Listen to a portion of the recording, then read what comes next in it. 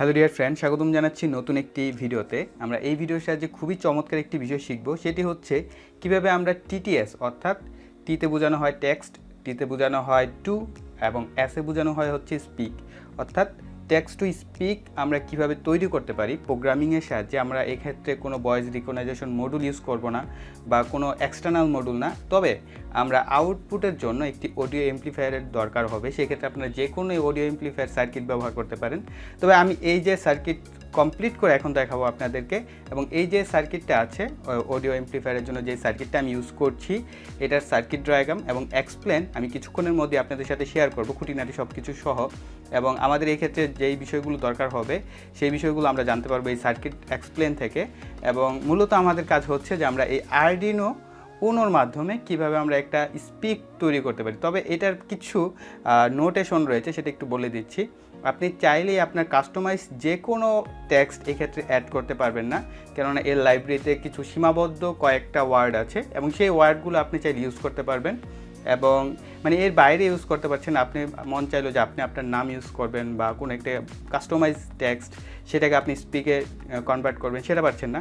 কিন্তু আমরা just beginner হিসেবে প্রথম জাস্ট আমাদের আরডিনোকে কথা বলাটা শেখাতে পারছি কিনা, বা এটা কিভাবে কথা বলছে বা কি বলতে পারছে, সেই বিষয়গুলো আমরা এই ভিডিওর সাহায্যে দেখব। ঠিক আছে, সবার প্রথমে আমাদের কাজ হচ্ছে আমাদের এই আরডিনো উনো বোর্ডটাকে আমাদের কম্পিউটারের সাথে কানেক্ট করা, এবং কানেক্ট করার পর আমরা আমাদের প্রোগ্রামিং স্ট্রাকচারটা দেখব।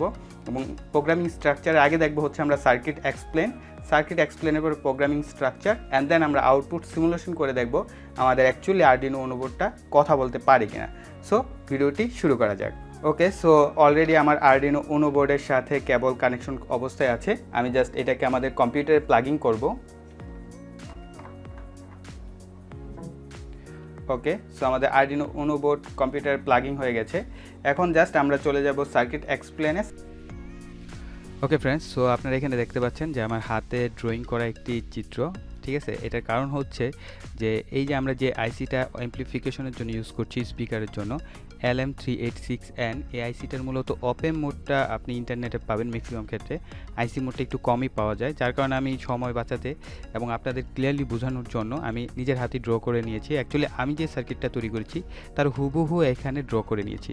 এতে করে আপনাদের কোনো সমস্যা হবে না আশা করি, আপনারা যদি এই ডিভাইসটি তৈরি করতে চান। ঠিক আছে, সো এখানে আমি আরডিনো উনো বোর্ড ড্র করেছি, এবং এখানে হচ্ছে আমাদের ওপেম আইসি, মডেল নাম্বার হচ্ছে LM386N, এটা মনে রাখবেন। ঠিক আছে, এবং এটা হচ্ছে 8 পিনের একটি আইসি, এবং কোন পিনে কী বাইসিং করেছে আমি শর্টকাট বলে দিচ্ছি।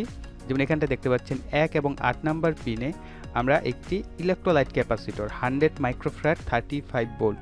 এখন এই ক্ষেত্রে আপনারা বলতে পারেন যে আমার কাছে 100 মাইক্রোফ্যারাড 35 ভোল্টের নেই, অন্য কোনো ভোল্টেজ বা অন্য কোনো মাইক্রোফ্যারাড। আপনারা চেষ্টা করবেন এখানে 100 মাইক্রোফ্যারাড নেওয়ার, তারপরে যদি 25 ভোল্ট হয়, 15 ভোল্ট হয়, ঠিক আছে, জাস্ট ইউজ করে দেখবেন, পরিবর্তন করে দেখবেন আপনার সাউন্ড কোয়ালিটি কীরকম আসে। আপনি যদি এখানে যে কোনো একটা ক্যাপাসিটর ইউজ করেন, তারপরে দেখবেন যে একটা সাউন্ড আসবে, হয়তো বা সাউন্ডে একটু নয়েজ বেশি আসতে পারে বা একটু কম আসতে পারে। জাস্ট আপনারা এগুলো একটু চেঞ্জ করে দেখবেন, বিশেষ করে এই ক্যাপাসিটরেরগুলো। ঠিক আছে, সো আমি এখানে ইউজ করেছি 100 মাইক্রোফ্যারাড 35 ভোল্ট। ঠিক আছে, এবং 1 নাম্বার পিনের দিকে থাকবে হচ্ছে আপনার ইলেকট্রোলাইট ক্যাপাসিটরের পজিটিভ টার্মিনাল, এবং নেগেটিভ টার্মিনাল থাকবে 8 নাম্বার পিনের দিকে। আর 2 নাম্বার পিন হচ্ছে গ্রাউন্ড, এবং 4 নাম্বার পিনও গ্রাউন্ড দেখতে পাচ্ছেন, গ্রাউন্ডের সাথে সংযোগ করা হয়েছে, অর্থাৎ ব্যাটারির গ্রাউন্ড।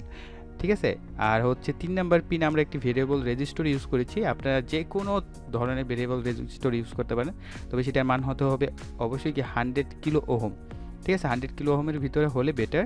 জাস্ট আপনার 100 কিলো ওহম মানের একটি ভেরিয়েবল রেজিস্টর নিতে পারেন। আবার অনেকে এই যে ভলিউম টাইপ যে ভেরিয়েবল রেজিস্টরগুলো আছে, চাইলে সেটাও ব্যবহার করতে পারেন, সেটা আর স্মুথলি কাজ করে।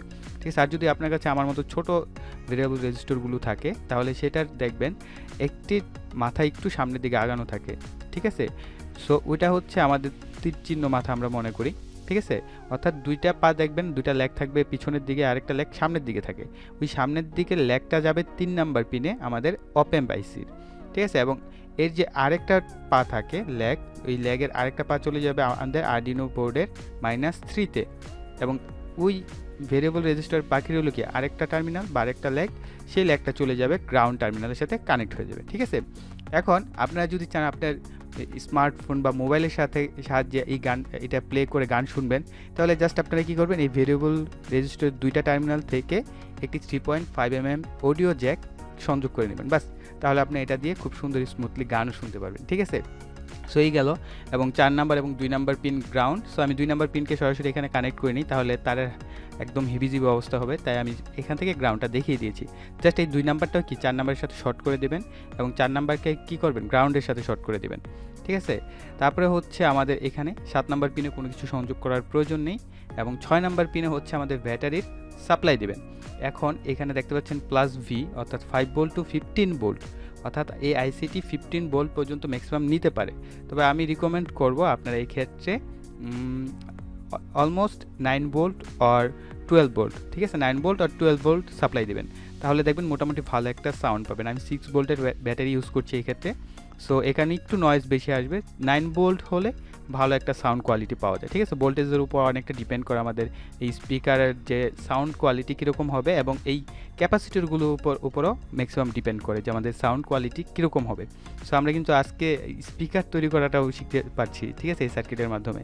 দেন আমরা 5 নাম্বার পিন হচ্ছে আমাদের স্পিকারে যাবে, এবং স্পিকারে খেয়াল করুন আমরা 1000 মাইক্রোফ্যারাড 25 ভোল্টের একটি ইলেকট্রোলাইট ক্যাপাসিটর ইউজ করব, যেটা পজিটিভ টার্মিনাল থাকবে 5 নাম্বার পিনের দিকে এবং নেগেটিভ টার্মিনাল চলে যাবে আমাদের স্পিকারের সাথে।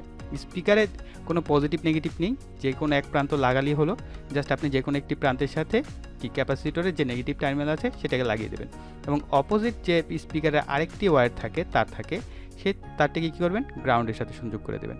এবং এই 5 নাম্বার পিন থেকে আরেকটা ক্যাপাসিটর নেবেন 104 পিকোফ্যারাড, ঠিক আছে, যেটাকে আমরা তাবিজ বলে থাকি, ছোট ছোট তাবিজের মতো দেখতে পারবেন, গ্রিন কালার আছে।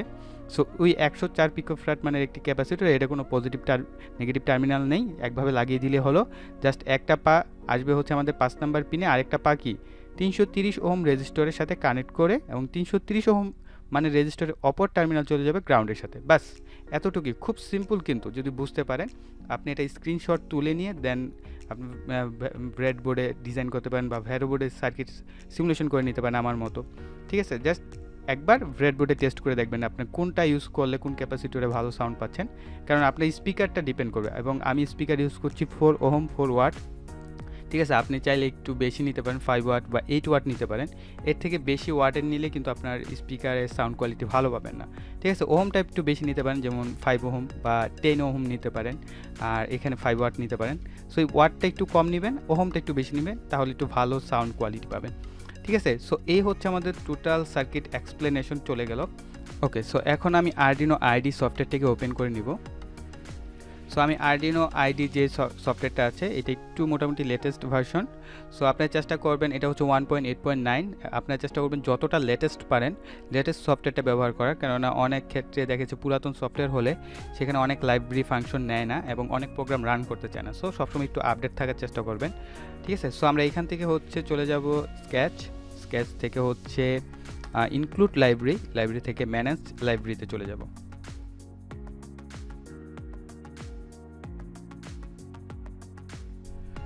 তারপর আমরা এখানে দেখতে পাচ্ছেন ফিল্টার ইউর সার্চ, আমরা এখানে লিখব টকি টি, সো আমি একটু TALKI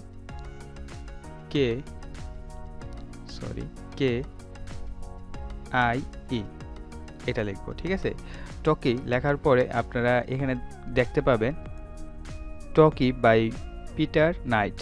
ঠিক আছে, এটা যে আছে আপনাদের সামনে এই যে লাইব্রেরিটা, এটাকে ইনস্টল করে নেবেন। আমার এখানে আপডেট দেখাচ্ছে, আপনাদের এখানে ইনস্টল অপশন থাকবে, আপনারা জাস্ট এখানে মাউসের লেফট বাটন ক্লিক করলে কয়েক সেকেন্ডের মধ্যেই দেখবেন আপনাদের এই লাইব্রেরিটা ইনস্টল হয়ে যাবে। ইনস্টল হওয়ার পর জাস্ট ক্লোজ করে দেবেন। ক্লোজ করার পর এখান থেকে ফাইলে যাবেন, ফাইল থেকে এক্সাম্পল থেকে সবার নিচে চলে আসবেন, নিচে একেবারে নিচে আসার পর দেখতে পারবেন টকি, এবং এখানে যেহেতু আপনার লাইব্রেরিটা ইনস্টল হওয়ার পরে এই অপশনটা আসবে, আদারওয়াইজ কিন্তু আসবে না।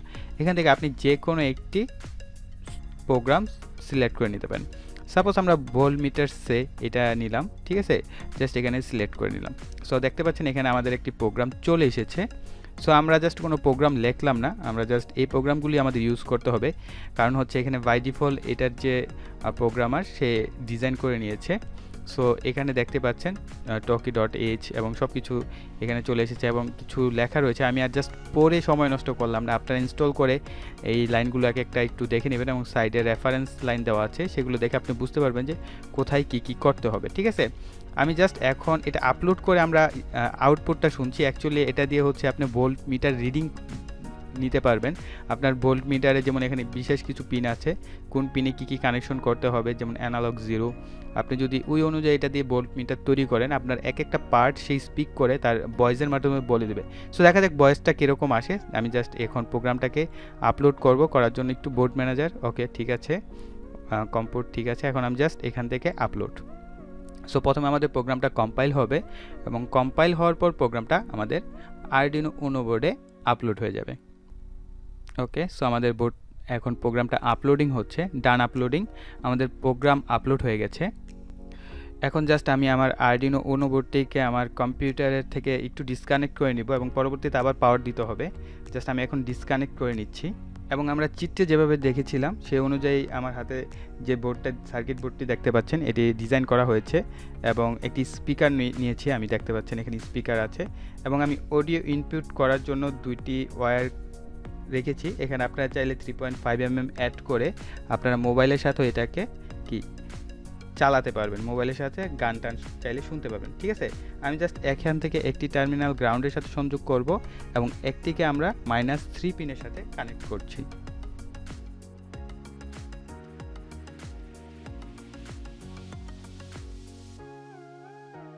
ওকে, কানেক্ট করার পর অবশ্যই আমার যে অ্যাম্পলিফায়ার সার্কিটটা আছে সেখানে আমি 6 ভোল্ট পাওয়ার এখন সাপ্লাই দিব। ঠিক আছে, তার আগে আমি আরডিনো উনো বোর্ডটিকে আমার কম্পিউটারে কানেক্ট করে নিচ্ছি পাওয়ার দেওয়ার জন্য। দেন এখন আমাদের কাজ হবে আমাদের 6 ভোল্টের ব্যাটারি থেকে এটাকে পাওয়ার দেওয়া। তো আপনারা অলরেডি ভয়েস শুনতে পাচ্ছেন।